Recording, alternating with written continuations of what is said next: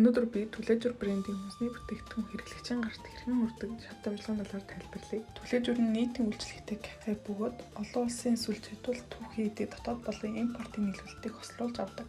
Юуны өмнө түүхий эдийн сонголт явагдана. Гурил, сүү, өндөг зэрэг үндсэн өртөдгийг чанарын шаардлага хангасан нийлүүлэгчнээс авдаг. Энэ нь бүтээгдэхүүний амт, аюулгүй байдлын суурь болдог.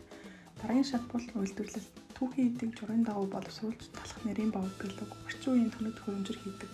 Энэ үед эрүүл ахуйн стандарт маш чухал байдаг. Үүний дараа сав баглаа бодол хийгдэнэ.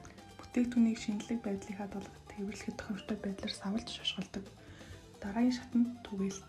Бэлэн болсон бүтээгдэхүүнийг дэлгүүрүүдэд хурдан хугацаанд түгээж шинэхэн байдлыг хадгалдаг.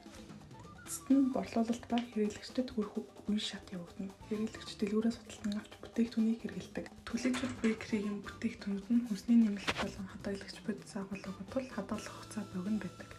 Бялог төрлөөс нь хамаарна 5 градус засахгүй хэмт хөрөгчөнд хадгалах шаардлагатай.